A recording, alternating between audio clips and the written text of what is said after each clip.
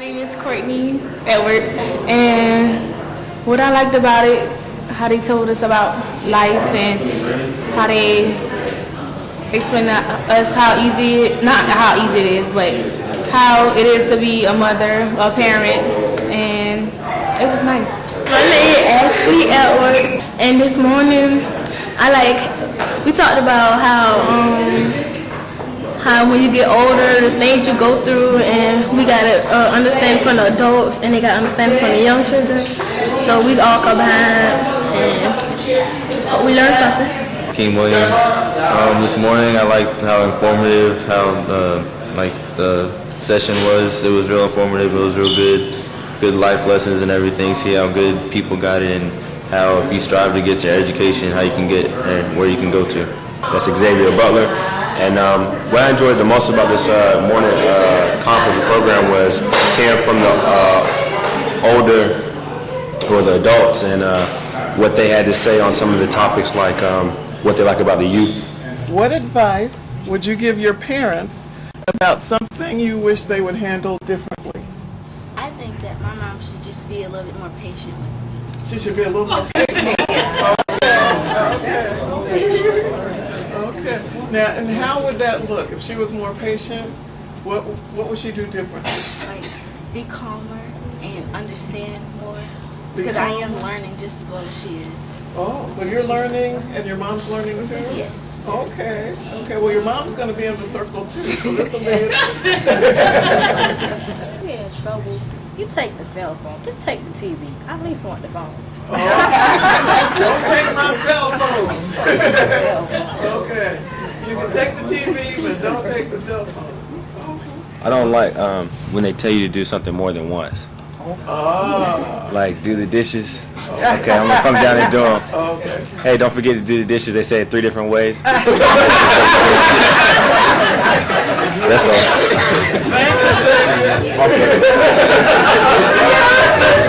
Stay here for a minute. I gotta stay in? Stay here for a minute. Now, is there a reason they might say it 3 different ways? Oh, I mean, it's not even just the dishes. It's hey, don't forget to take the trash out. And then you gotta take the trash out to the curb tonight, and in like the span of 10 minutes. Okay. So are you a forgetful person? You can ask her. She shook her head up and down. Sometimes, not all the time. Okay. I just do it later on. Okay. Well, thank you. You're being asked because you think they don't have patience? Sometimes, yeah. Tell me this. What represents an immediate response to you? For example, if somebody asks you to do something, do you think they want you to do it in 30 minutes, 15 minutes, 2 days later? What would be a normal amount of time between being asked to do something and actually responding to that request? What would be a normal, thoughtful time to give a person to do it? It all depends on what is asked. Like if they ask me to do the dishes, usually dishes are supposed to be done after dinner. So usually I'll go upstairs for a little while and come back down and do them. But if they ask me to like pick something up right then and there, it'll probably be key time to do it. Okay. Well, why do the dishes need to wait? Does somebody eat later so that Sometimes you I don't just have to do it more than once or something? I just don't feel like doing it right then and Don't there. feel like it. To be honest. When you were called to dinner, did you wait 30 minutes or did you go immediately and take a seat? Well, sometimes it's a 30-minute wait in our household. Is that your choice or is that you're waiting for dinner? It's because he waits. He cooks so late. Oh, he cooks late.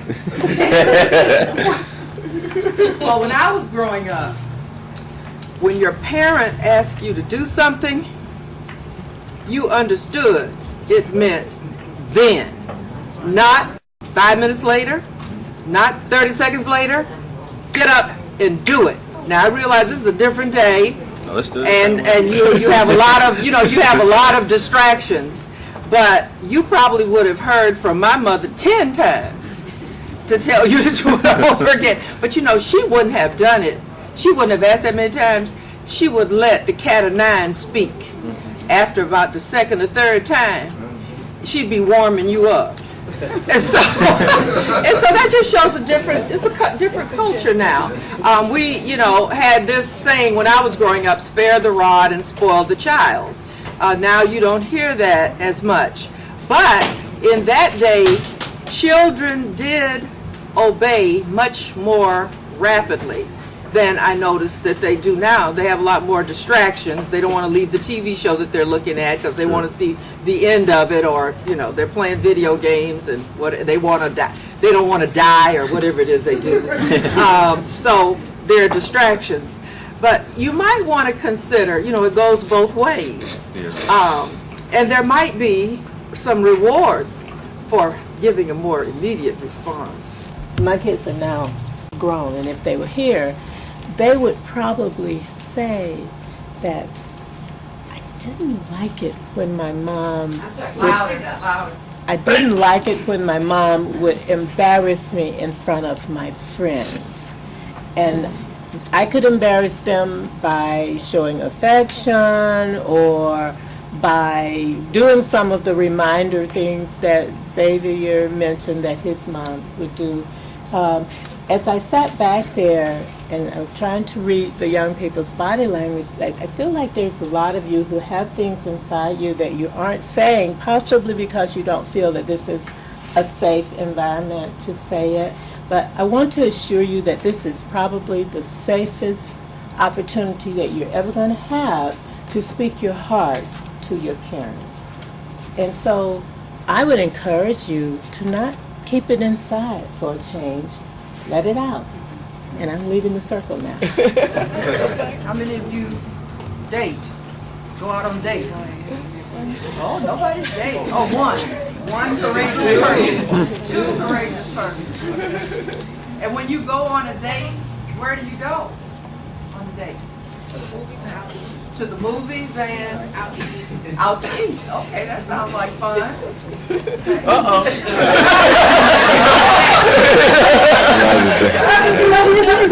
All right.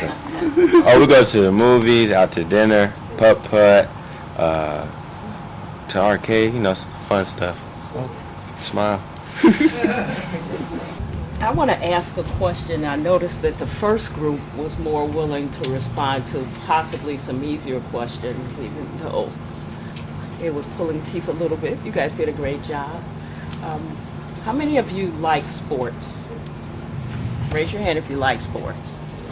And how many of you participate in sports at your school? And how many of you want to do that possibly when you move on to college level? How many of you have thought about that? Have you thought about what it takes to be able to do that? This is when you have to respond back. Hard work, dedication, Hard work, dedication. leadership,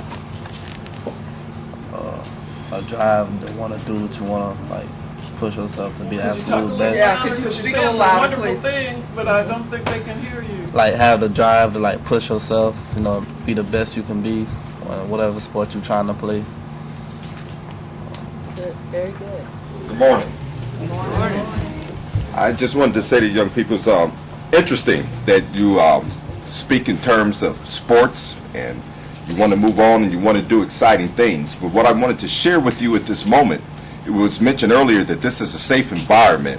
So this is the time for you to practice to express yourself. Speak loudly. A lot of us in here are just a little bit older, so you have to speak up. But more importantly, I say that in jest, but more importantly is that when you interview for a job, you want to impress upon the person that you have confidence in yourself. Yes. So you want your body posture, you want to sit straight, hold your head up, and speak loudly so they can understand you, so that they know you will represent not only yourself but their company or their interests better. So in here, you don't have to be shy. We all love you, and we just can't wait to hear what you have to say. So speak loudly, okay? All right. Sports with the basketball. What position do you want to play? Shooting guard. Shooting guard. Have you played what how many years have you played organized sports before? I mean, I played my last year, like 11th grade year. And like I played shooting guard then. So. Louder. I said I played my 11th grade year. I played shooting guard, and I want to continue that on the college. Fantastic, fantastic. Now, when you're on the ball court and you're calling plays or you're asking the guy, I bet you can speak pretty loud because you have to talk all over the crowd and everybody out there, right? So just pretend you're on the basketball court.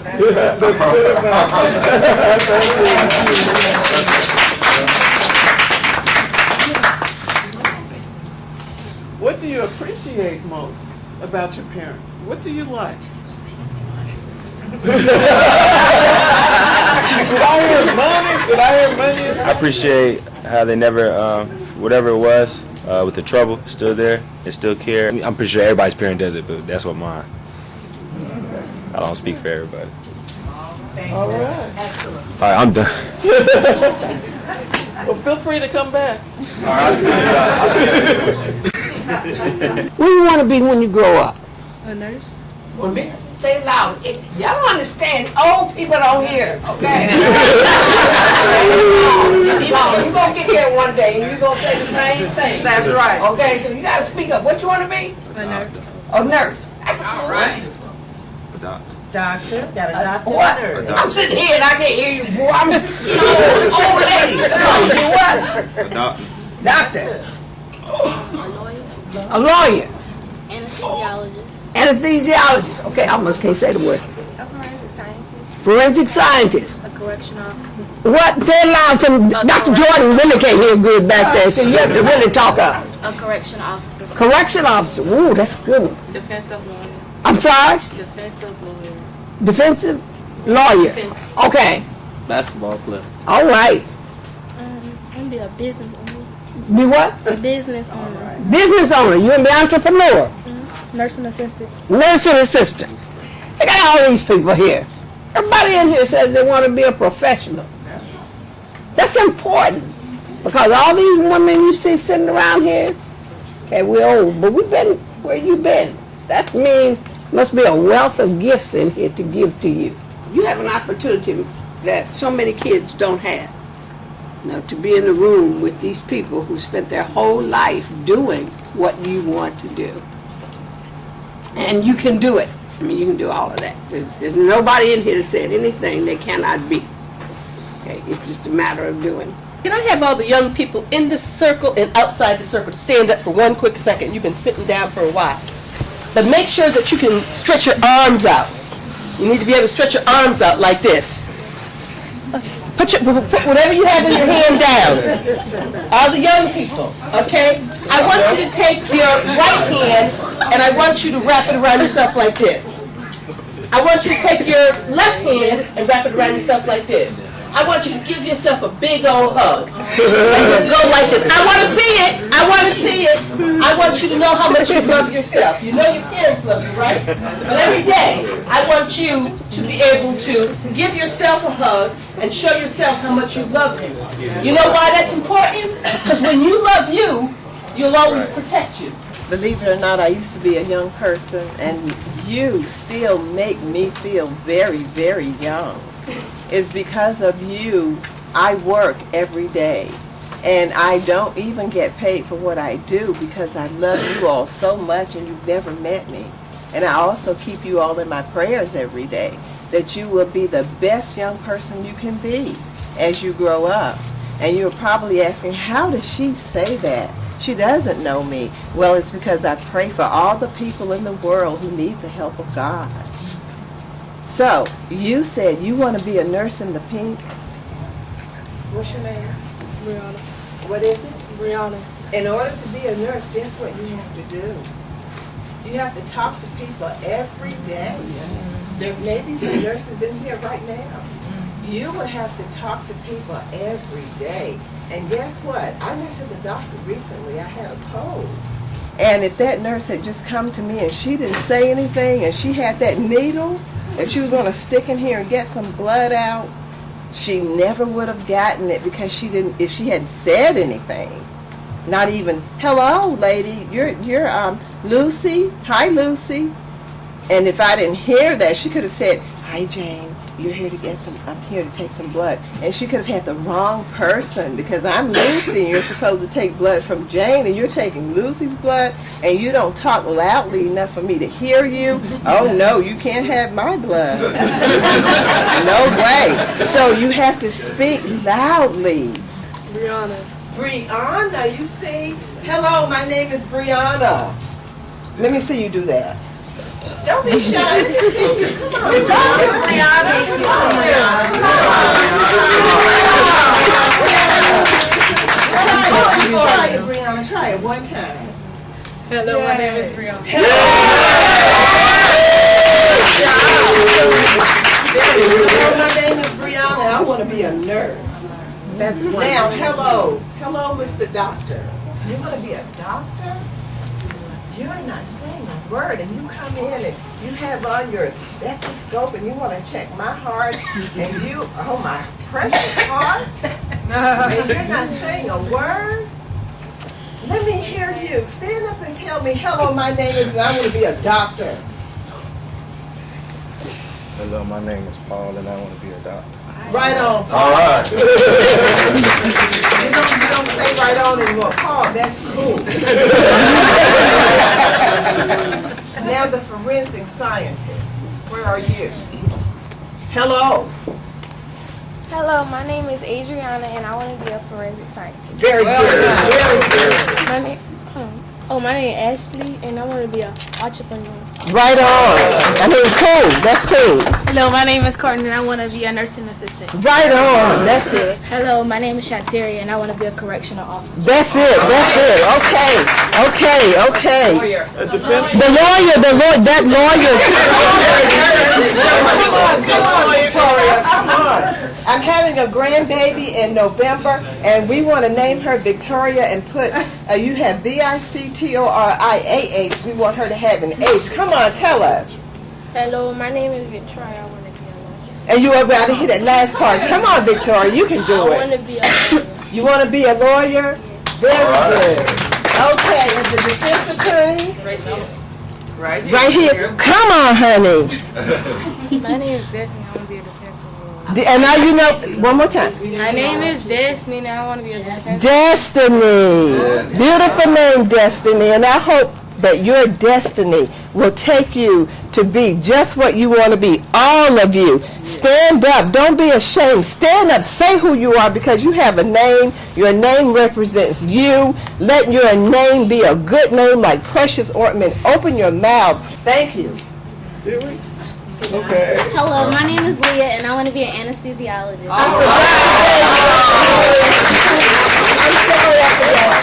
Very good. Thank you so much. Basketball player, one more. Come on, honey. Hello, my name is Takima, and I want to be a professional basketball player. Okay. Okay. So much beauty and energy and talent in this room. And all of you have expressed what you one day want to become, want to be. And I want you to know that everything you need to be what you want to be already resides within you. You're going to learn some things, some skills, concepts, learn how to apply those skills and concepts. But everything you need is already inside of you. And often we don't realize that, we don't know that, we don't understand that we have the capacity to do whatever we set our minds to do, whatever we envision.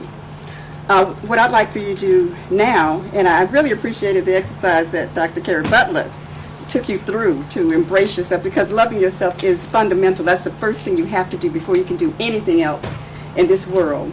I'd like to follow up on that by having you just to sit still, take a deep breath, close your eyes, and think about the one thing that causes you the greatest fear and concern, the thing that keeps you from believing at your core that you can be and do whatever you choose to be and do. There is a fear that each of you, that each of us, even at this stage in life and beyond, everyone has fears they have to deal with, they have to battle. But what you must do is to confront that fear, to first of all think about what it is, face your fears. That's something my daughter and I often talk about, the importance of facing your fears. Think about what that is. And as you think about it, see yourself defeating it. You might see it dissolving.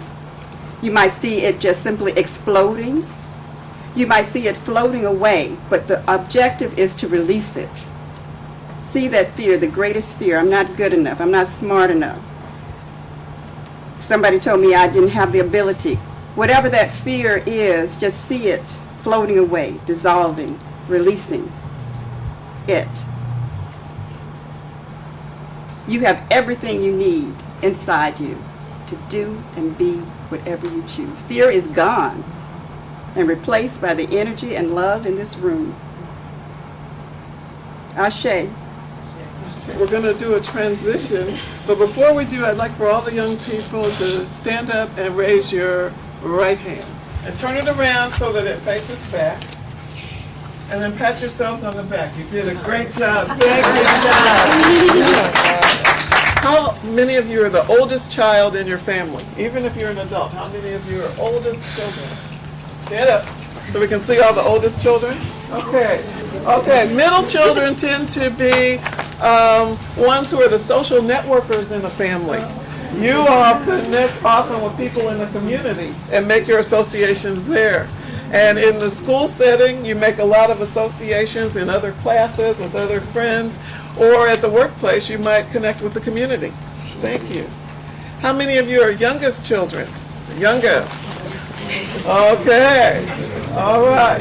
Youngest children get teased a lot. But youngest children tend to be the best nurtured, the best cared for in the family, because often the older siblings look after you, and aunts and uncles. And so you all usually bring the gift of compassion and caring wherever you work. And you bring that to the school as well. So thank you, youngest children. How many of you are only children? Only children? Okay, okay. And I'm an only child too. So I decided only children have all those gifts. How many of you are left-handed? Any left-handers in the group? Okay, all right. Left-handers are a little unique. Left-handers married left-handers. And you bring a different perspective. And sometimes we seem to look at things all the same way, but left-handers are forced to look at things a little differently. And sometimes that's what we need to do. We need to look at things a little differently. How many of you are from Savannah? Okay. We thought there'd be quite a few.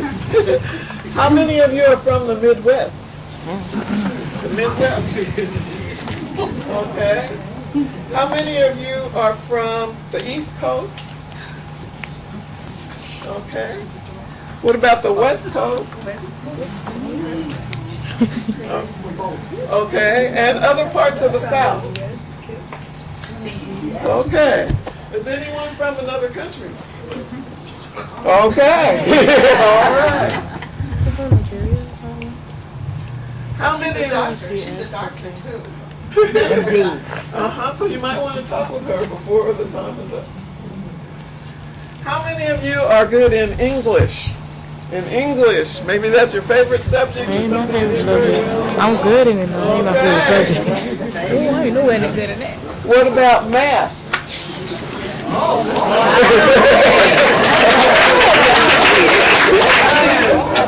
All right. What about the arts? Public speaking? Yeah, okay. Okay, the arts. Yes. Okay, thank you. How many of you are good at history?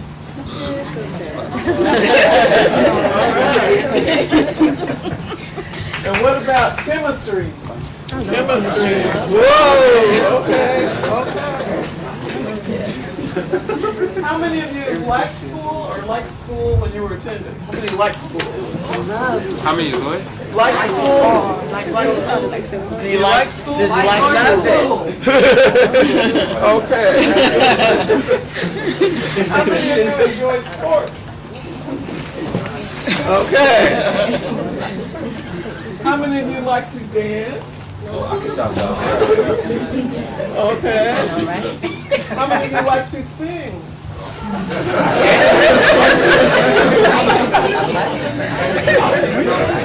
Okay. How many of you play a musical instrument? Okay. How many of you like to draw? Okay, maybe some artists in the group. How many of you like to read?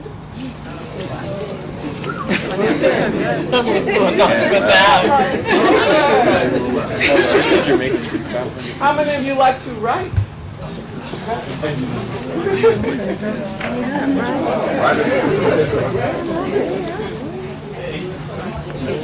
Okay, now questions about your body clock. How many of you tend to be on time?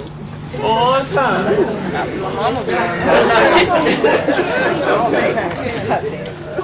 How many of you tend to be early?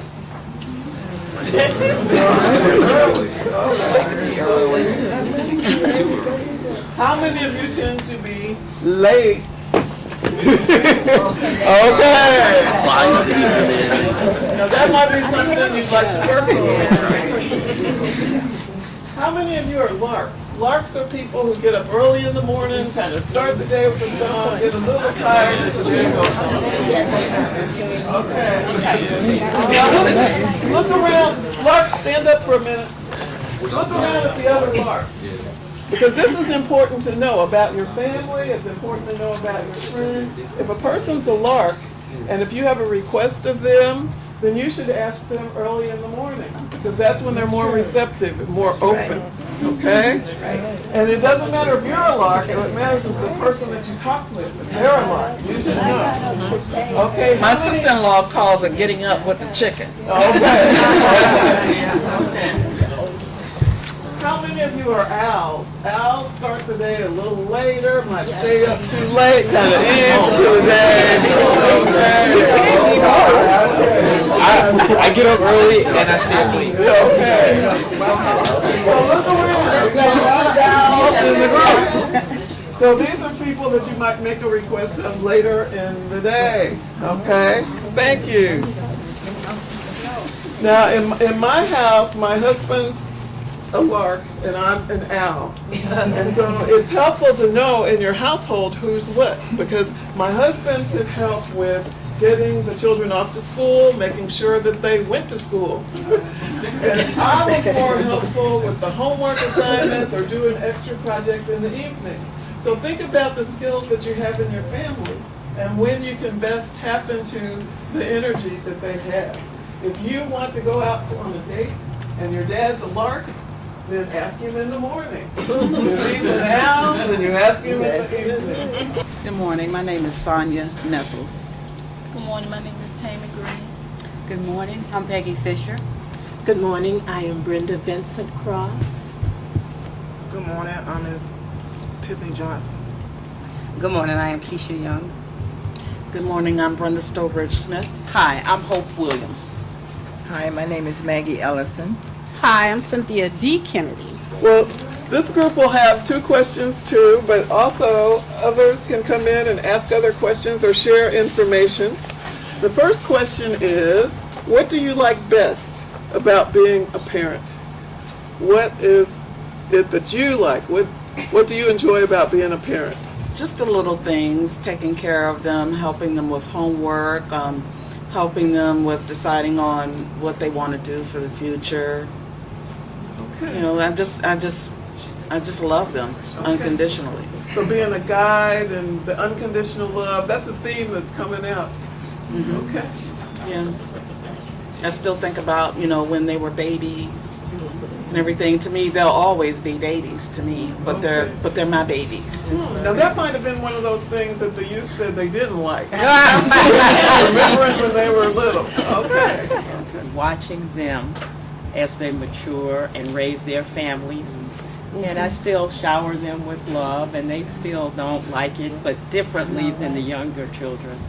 But really watching them move into the society and make their way, I like that. Okay, so watching them progress. Absolutely. Okay. Being able to watch my daughter grow and mature, being able to teach her some of the things that my mom taught me, being able to spend time with her, we laugh. She's an only child, and it has always been my desire to be a parent. So I just enjoyed spending time with her and teaching her a lot of the things that my mom taught me.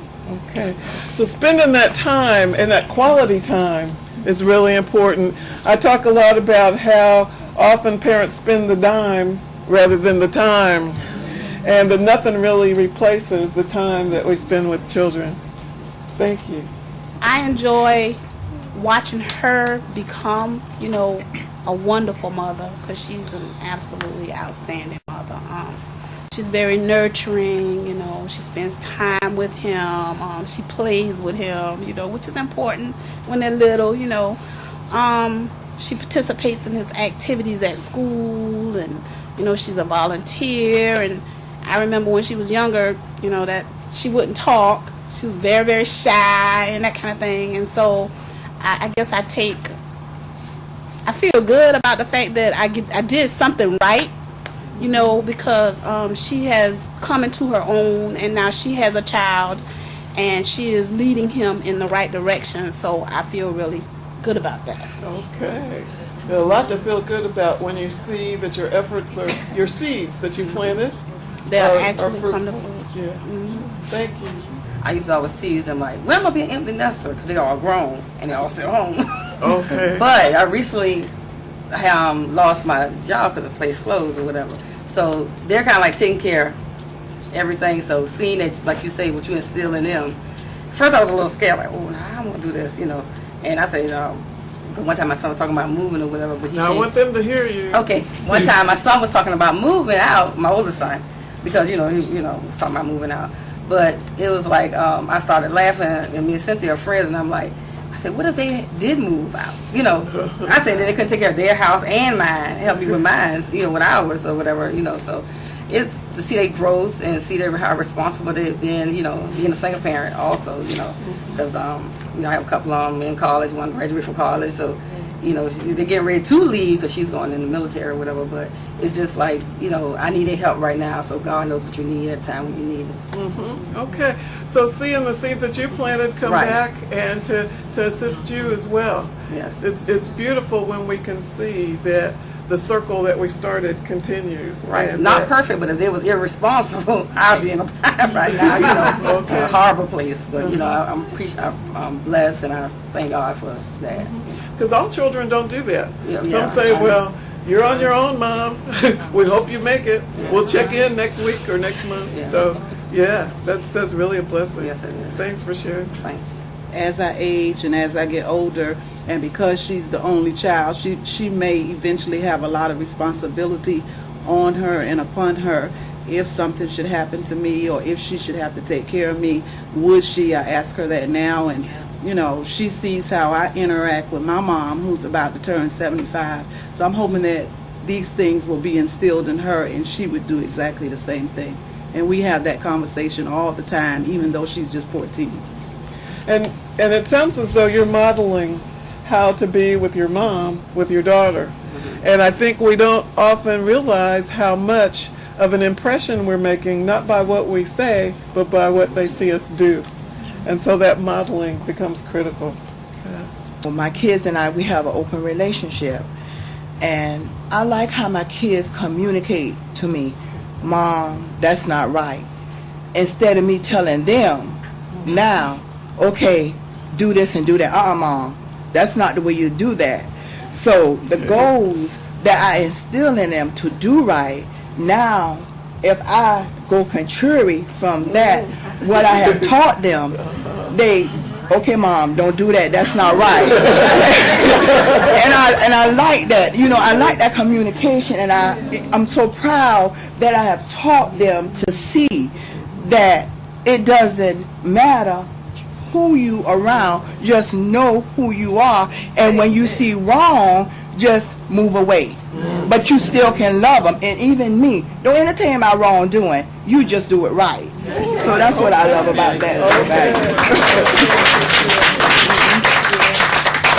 And that's really evidence of creating an open communication network when children can feel free to disagree or to challenge you about what you're doing.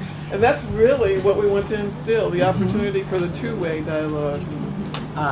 Over the years, I mentioned earlier, mine are already adults now.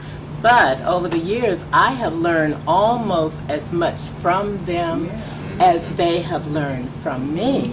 And that, as I'm older now, it's even more so than when I was younger. And I appreciate that so much. And I've got to say, what little bit I know about technology, all that I know, I learned from my children.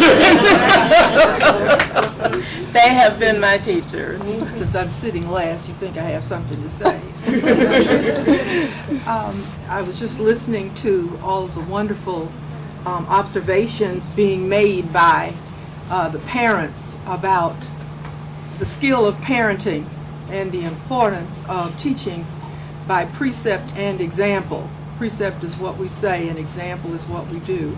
And certainly we teach a whole lot more by what we do, our actions, than we ever teach with our words, because we learned yesterday in our think tank that they tune us out anyway. We have these long sermons and lectures that we're going through, and they're just, okay, 2 minutes of that is enough, I can't take any more.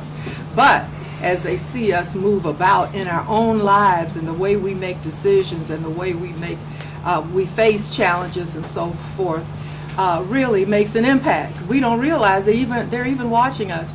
And I'll share with you a personal experience.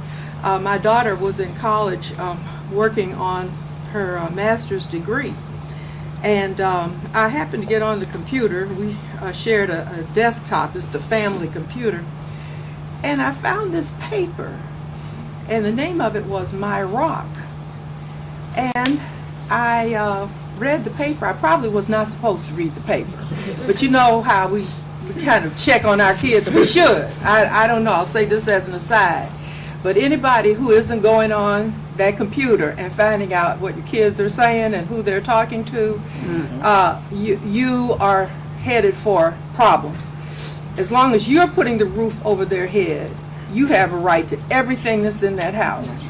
And tell them it's not a democracy. It's not a democracy. I get a chance. I'm the adult. I'm taking care of you.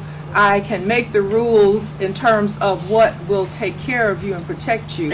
And I won't do anything to violate my respect for you by looking into your things. It's kind of like when parents used to read their children's diaries, and the kids used to try to put a lock on the diary with a key. But anyway, some things parents do need to look into so you won't have the situation of Columbine perhaps happening and this other situation that just happened in Aurora, Colorado. This guy was trying to communicate. People weren't paying him any attention.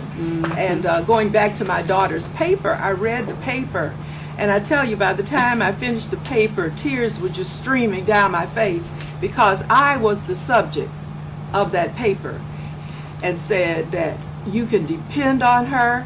Whatever she says she's going to do, it's done. You can go to the bank on it and so forth. And I said, for my child to see that in me just meant all the world. I said, I would like for that to be my eulogy. And I have set it aside and told her I want her to read that at my funeral because it was the most wonderful testimony to who I am as a parent and what I'm trying to do. Because sometimes we're not sure they see us for who we are and what we're trying to do, and that we are trying to be faithful to the honor that God placed upon us, because it is an honor to be a parent. Some people don't realize that. Out of all the people in the world, God gave you and me the chance to be a parent when there are so many out there longing for children, looking for children, willing to pay all this money to get children and go around the law to get children and all of that. And he allowed us to have them naturally. That is an honor, and we should cherish that and try our best to meet that honor and praise him every day for choosing us and giving us that opportunity. It is an opportunity to grow into what he says we should do, and that is to create the kingdom of God here on earth. What's the most difficult thing for you? They don't come with handbooks. It's all...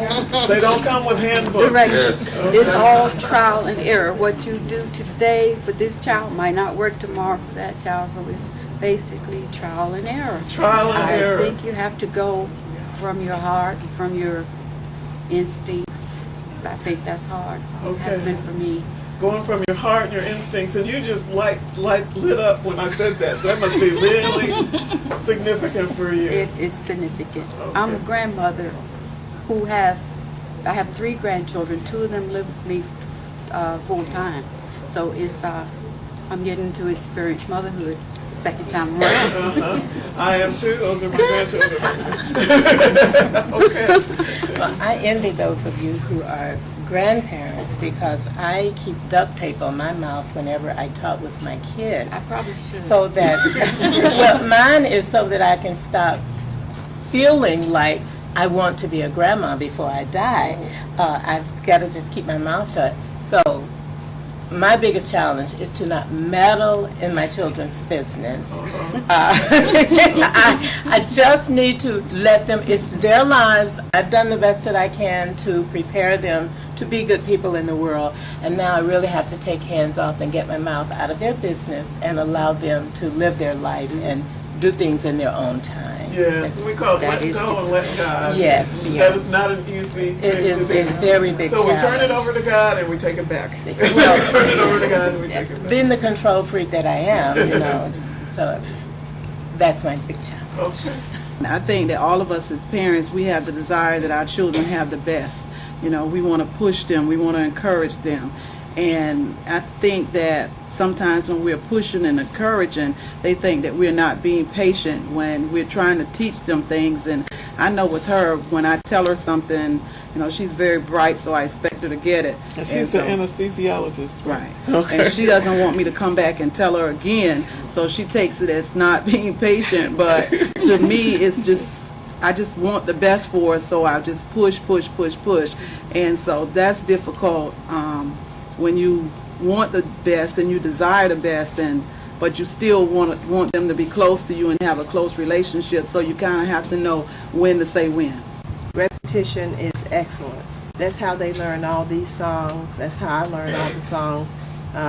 Gladys Knight and all of the artists' songs by listening to those songs over and over and over. So repetition is a good thing, and they don't like to hear it. I heard someone earlier, the young man, come up and say, you tell me to do the dishes 3 or 4 different ways, but it's a good thing to hear it over and over and over. When you tell them some good things over and over, they do not forget them. They'll always be implanted in the mind so that they can go back, collect that information, and walk in that way if these things are good. If we tell them things that are not good, those things will play on the mind. As our friend here said earlier, they're the things they want to release and get rid of. So repetition is a good thing when the information is positive. I too have a daughter, and she is my only child. Thank you, Lord, for her.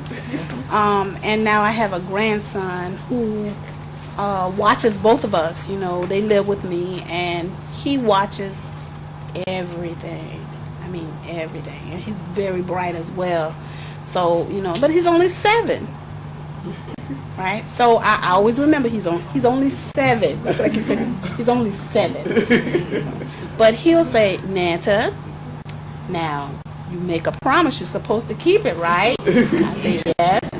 He said, because your word is your bond, right? That's right. He said, I told this boy in my class, my Nanta always keeps her word, because I don't want him to grow up and think that if you say something, that it has no value.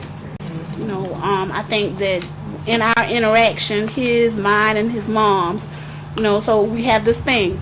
If you tell him something, you keep your word. You stick to it, no matter what it is, because once you promise it, once it comes out of your mouth, then he expects it to happen. And he is not going to forget it.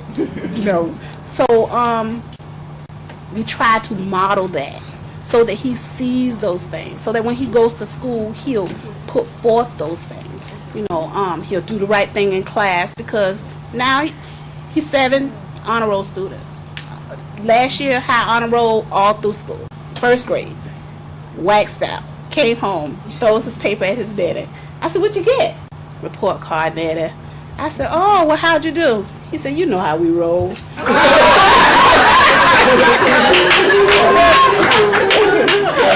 said, yep, every day of the week. You know, so I go to school, he goes to school.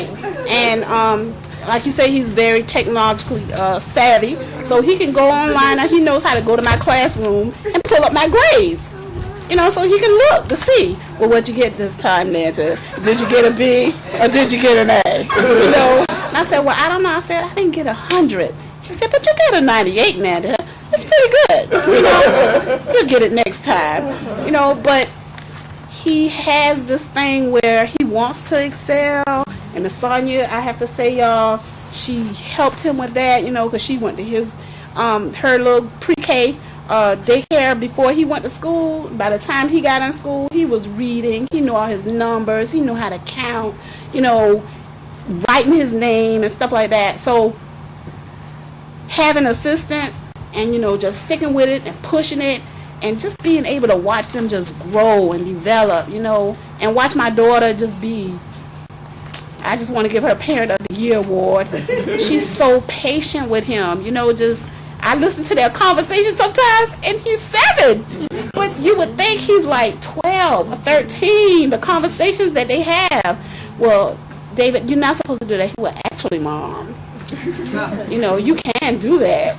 And actually, that's not the way to do that. Or, you know, well, I found out that's incorrect. You know, those kind of things. Even his vocabulary is growing. So I'm just glad that I guess I'm here. The Lord has blessed me, and I can actually see my daughter and her son, you know, grow. My mom didn't get to see me grow up. You know, I lost my mom when I was 6. I lost my dad when I was 5. You know, my older sister raised me. She was 25. So, you know, just having that opportunity to watch them grow and get a second opportunity, that's what I said, to, you know, make sure I get it right this time. Because, I'm 51 now, so I have a lot of wisdom, you know, from my 51 years that I can actually share and give to him to help him, you know, progress and help her be a good mom. So when I'm no longer here, all the things that I leave, I'm hoping that there'll be good things, you know, that they can take on with them. And then when he start having his kids, you know, he can just share that, and I'll still be here. A little piece of me will be here. So I'm just blessed. What a priceless legacy you know? to pass on about education, about values, about keeping your word, saying what you mean, and just loving one another. You know, just love each other. Because it's just not enough of that. This would be an excellent opportunity to share your name and perhaps your discipline. I'm Lyra Gillette, and I'm an obstetrician gynecologist of the Mission for Global Women's Health. Can you say that again? Because I think some of the young people in the back didn't hear that. That's why I was trying not to get in a circle because I'm low-key. My voice doesn't carry very much.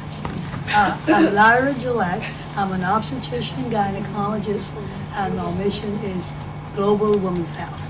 Global Women's Health, obstetrician, gynecologist. And I'm Althea Masterson, and I'm a retired school administrator. Okay, my name is Paul Butler, and I've just recently retired military. My name is Sylvia Carey Butler, and I'm an educator. And I'm an educator. My name is Barbara Evelyn Marie Cannon, and I retired from, education, but at that time I had become a college administrator. But before that I had been a research associate at Stanford University, and prior to that I had been a junior high school teacher for 16 years in the Berkeley School District in Berkeley, California. And then I worked with the Alameda County when I retired as a commissioner of the Alameda County Juvenile Justice Delinquency Prevention Commission. And that's because I had worked with teenagers and taught junior high music. I was an instrumental major, and I wound up teaching general music and classroom music. I had boys' glee because the other teachers wanted me as a new teacher to do it. It turned out to be my best experience with boys' glee. in junior high school. And then I had girls' glee, 7th grade glee, 8th grade glee, and 9th grade glee. Wow. Then I wound up teaching all other kinds of things. Thank you, in junior Dr. high.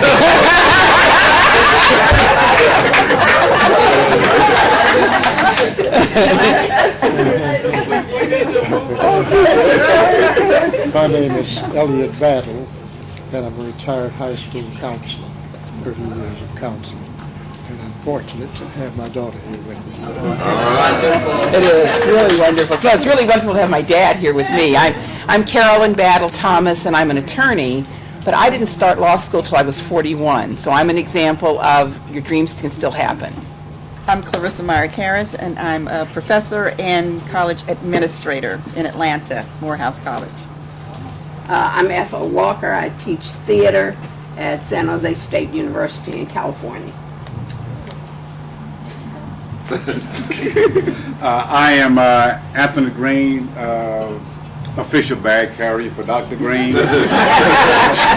In my previous life, I am a graduate electronics engineer. I worked 20 years as an electronic engineer. For those who are old enough, there was a program called Mission Impossible. Yes. I did the Bonnie thing. When Jim said, I designed it. All right.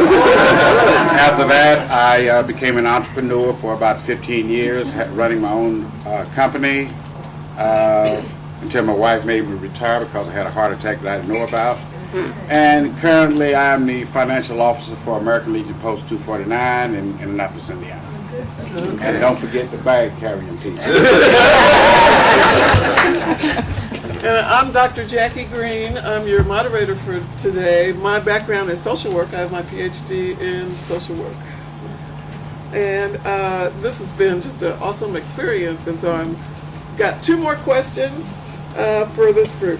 One is, what advice would you give a young person about something you wish they would handle differently? What advice would you give a young person about something you wish they would handle differently? I'll go first. Okay. And the young people can feel free to come in and ask questions or have rebuttal.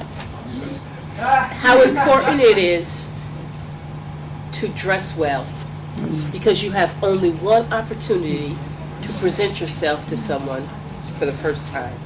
And if you don't dress well, inappropriately, I should say, you don't know what opportunities you may miss. Okay, so the importance of dressing well, that impression people get before you even open your mouth. That's right. To not be so sure of what you think you're good at or what you think you know you want to do. So when opportunities present themselves to you, don't say, I don't want to do that because I'm not interested, because those are the places in my life where I've had my greatest opportunities. So to take really big risks and to take advantage of opportunities. Okay, so take risks, keep your eyes open. Okay. But I'd suggest that you hold your head up and always show pride. Okay. Because again, that's another thing that people see before they even talk with you. If you're like this, they might think this person doesn't have any self-confidence. And I would say not to be angry or to feel bad when a parent says no to something, because there is a reason for that. And that's to really help in your development. Now, young people, I hear a lot of talk back there. I didn't hear talk when you were in the circle. So if you disagree, or if you agree, or if you have some other idea, please join the circle and share it. The importance of always considering how what you do will impact others, and as you strive to reach your goal, always think about ways in which you can give back. Okay. So thinking about the impact on other people, absolutely. It seems to me the young people get together and have a relationship and then decide that they're going to get to know each other. But it's after they've already gotten very close. So I would think one of the things that we might think about is getting to know one another, dating, taking some time before you enter that kind of risk-taking behavior. We know about the population in our communities. If we look at African Americans, 6 out of 10 African American marriages end in divorce. That's 60%. So what can we do on the front end to prevent that from happening? Many of our families are single parent families. How can we help the family to stay together, to unite? Because we need everyone's role. We need fathers, mothers, uncles, cousins, brothers, preachers. We need everyone to assist us. Is that an issue that any of you have thought about? From my perspective, what I have a problem with dealing with our young people, or young women who, again, as you said, they're not mature. We say babies having babies. And I work in an inner city clinic, where my clinic is. And most of these young women, I try to impress on them that having a baby should not postpone your education. Having a baby should not postpone your education. Okay. I try to get them focused, and I was able to, several of them, we did impress on them to go on and continue. Because most of the girls, well, once they get pregnant at 14, 15, 16, they drop out of school. They won't, and that's the end of their education. So what we try to impress with them, it's not the end of your life. You can still become whatever you want to be. And we try to get these girls focused on trying to become. I tell them, these are the days. No longer the Prince Charming is going to take you to the castle and take care of you. It only happens in the fairy book. We women have to get educated, so what we are able to not only take care of ourselves, but take care of our children. So you have to become financially dependent. McDonald's and Burger King will not cut it. You've got to get a higher education, and that's the one thing we're seeing with our young people. So many of them are taking, again, I guess when they're unhappy, they're bored, whatever, get pregnant, that's it. And then they do nothing with their education. And these are the women out there who are not financially independent, they cannot support themselves or their children.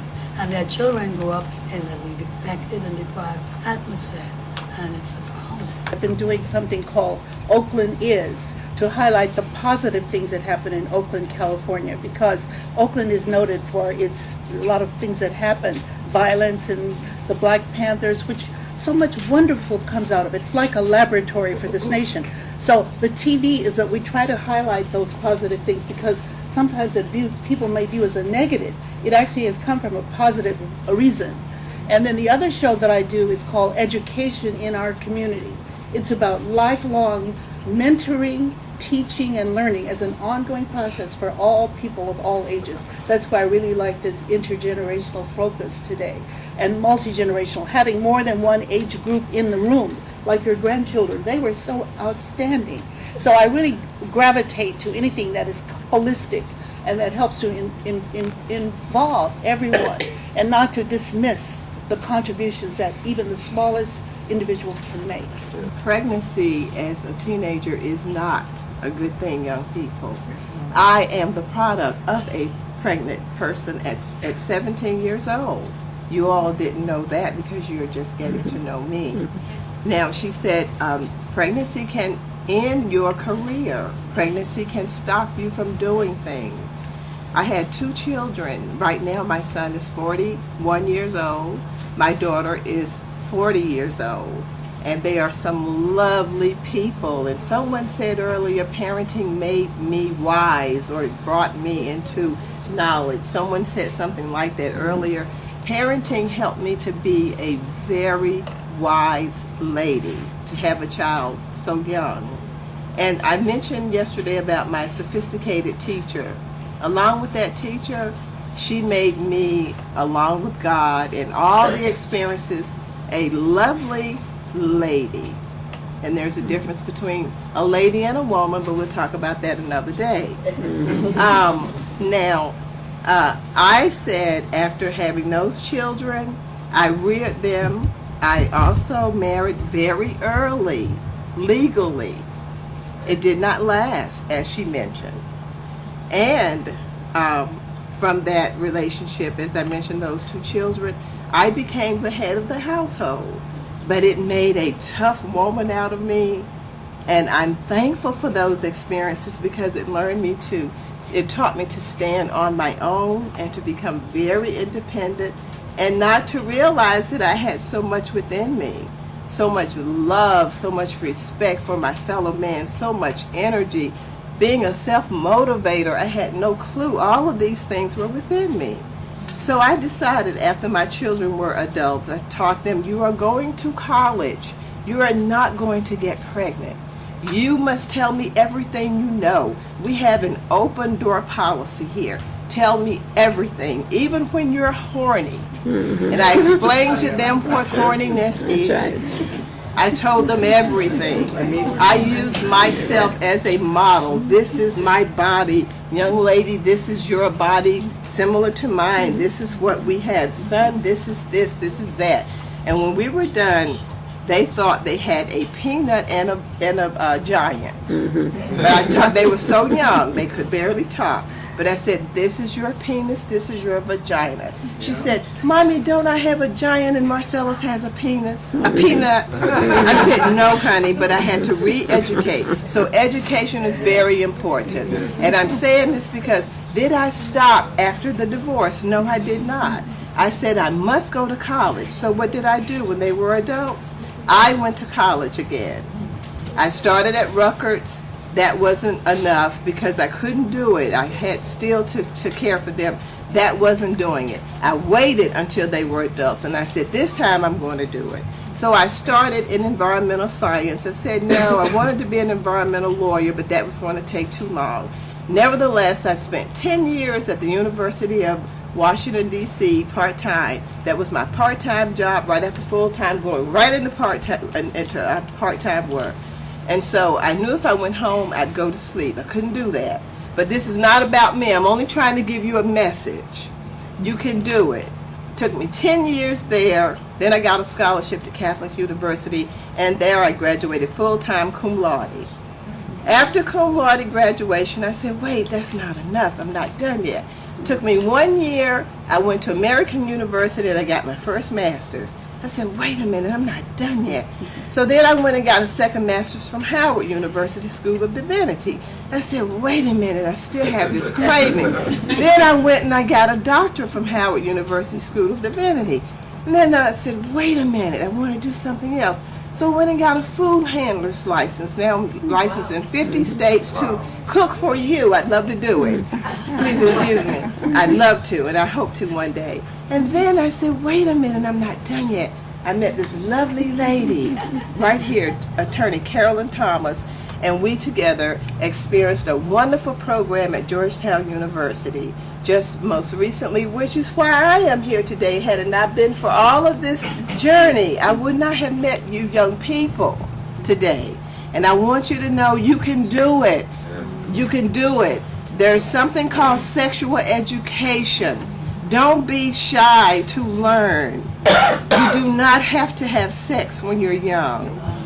You can wait and take care of yourself. Love your body. As someone said, hug yourself. Nurture your body. Don't let anyone talk you out of what you have. You're wonderfully made in the image of God, all of you. No matter what a person says. If they say you're ugly, no, you're not ugly. You are beautiful. So love yourselves.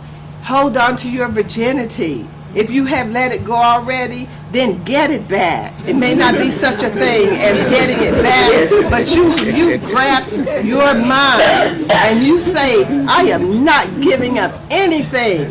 You don't deserve me yet. I'm not finished with myself. Well, I'm sorry, I'm but you hold on to yourselves. You are beautiful. Don't give up anything. No matter how horny you get, go and get a shower. I mean, seriously, you don't give yourself up that easily. If you do, you'll get the reputation. She's easy, man. And all they want is just that.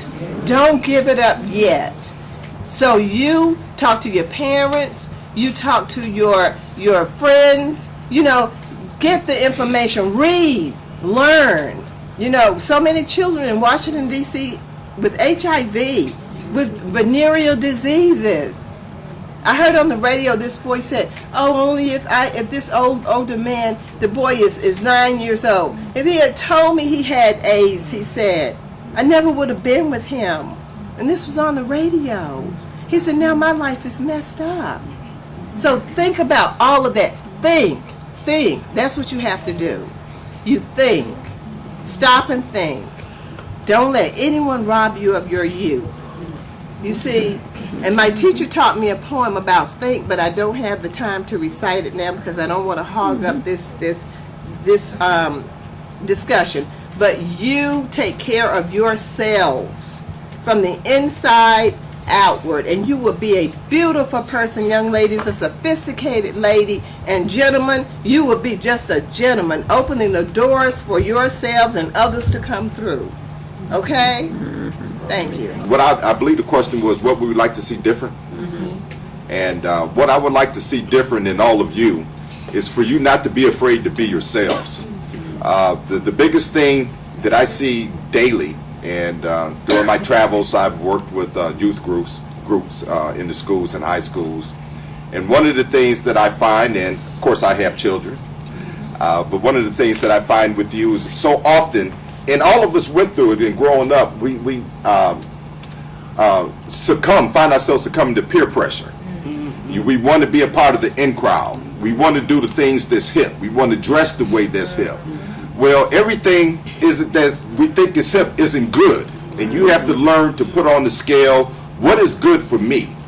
What is going to help me in life? What is good for the things that I do every day?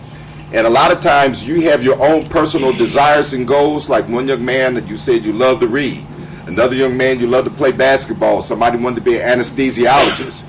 Well, you can't do that being the best housewives of Atlanta.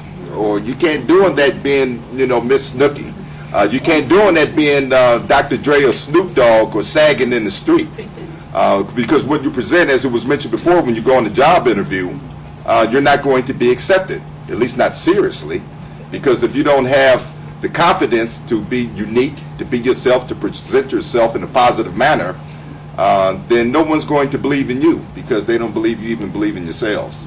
So be unique, be yourself. Don't be afraid to be different from the others. And they might call you square or they might call you whatever the current name is, to be fuddy-duddy or not cool.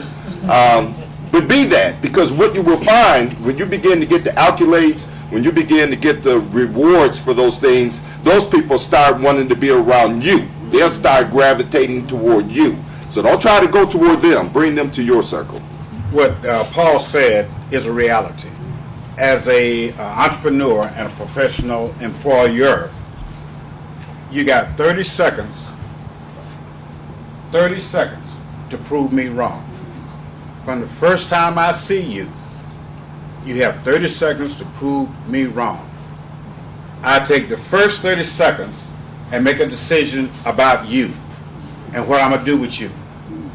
Now, if you don't come with confidence, if you don't come with an appearance that I can enjoy and respect, my first thought is that I'm not going to give you what you want. Whether it's a job, whether it's enrollment in school, whether it's an A when you walk in my class. That's going to be out there. You have 30 seconds. What do you plan to do within that 30 seconds? It's up to you. As I've been hearing, and this is not planned, this is the first time I ever heard this kind of stuff. But this is what I do. As I was saying, I heard people say, go with confidence. Go where they're willing to succeed. But remember, in all cases, there is more than one way to get to the top of the tree. There's always something different that you can understand and realize. Now, and I'm going to move on because I heard some other stuff and I'm going to get out of this circle and let other people talk. My two grandkids are back here. I never knew my granddaddies. So for me, it's a learning experience. What we all have to realize, and this goes for the men also, more so for the men than anything else, and I call you men because that's what you are, is that grandparents fail to realize periodically that their grandchildren is from a blended family. We as parents say this is the right way to do things, but yet somebody over here is telling their son or daughter that this is the right way to do things. So when those people get together, you have some people down here that say that's not what I taught you. What I like the most about young people is that I see myself in you. And it goes to one of the things that was answered in the previous group question about parenting. I think the thing that I enjoy the most, and I'm going to combine that answer, about parenting is personal experience. Because every day as I try to mentor you or my children and the children around them, their friends in the neighborhood, so that includes you, I share things and then I reflect back what my parents told me. And it's amazing that the things you don't get until you become a parent. You don't understand it and you don't see it at your age, and you think we're not understanding, you think we just don't see it, but there's an old saying is that I broke the cane that you're trying to walk with. It may not be the exact thing, but nothing changes under the sun. It's just recycled with a different name. We've been through it. We've done it. We've told the same stories. We tried to get away and do the same things. We had the same feelings. And I think that I enjoy the most just kind of laughing sometimes, you know, watching you and the things that you go through, and just kind of enjoying the perspective that I've been there too. The young people often don't appreciate is the energy and creativity that they have. I'm often saying, I wish I had your energy now that I have sense enough to know what to do with it. Because I get so much done now. Because when I was 15, I had energy, and I didn't have any idea what to do with it. I just threw it away. I just went out and had a good time. But I think part of what young people have is energy. And those that are successful know how to use that energy creatively to come up with all kinds of things. It is interesting when we look around today and see young corporations that are being run by young people.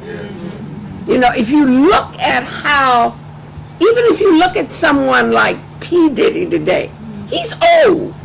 I know people may not say, he's old, but he's been in this business almost 25 years.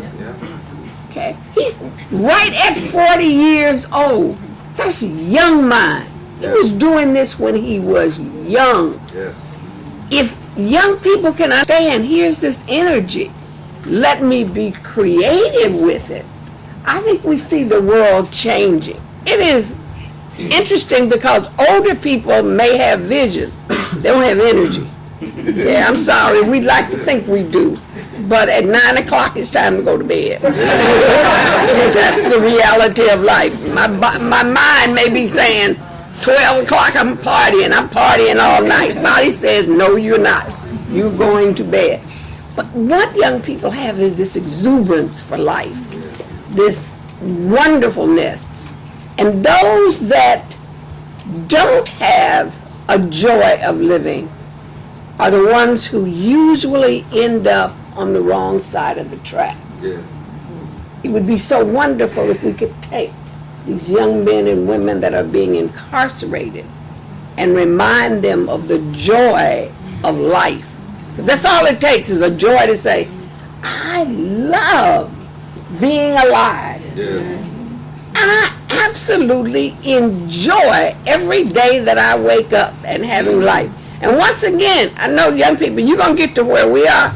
When you get old, every day you wake up with arthritis, you say, thank you, God, for the pain. Oh, God, I'm so glad my head hurts. Oh, God, because I'm not in the grave. You actually get to that point when you get older. You just say, thank you. You wake up. You jump out of bed. You run down the steps. God, how I wish I had that. But also there's this creative moment. And you have to figure out how to let this creativity come out of this energy and just say, it is such a joy to be here. Let me go out and do something that makes this unique and better for all of the people who are around me. And so I appreciate that energy. I mean, I would give anything to be able to take that energy right now to get it back. I just cannot. But if I could do it for 24 hours, I think that would be a goal for me. I often say I was not nearly as smart, or my friends were not nearly as smart as the young people that I encounter. Yeah. They just think differently and broader, and they are so smart. And I want them to understand how smart they are. How smart they are. Thank you. Thank you. And I think from everything that has been said, it gives us hope. Yes. Hope for the future.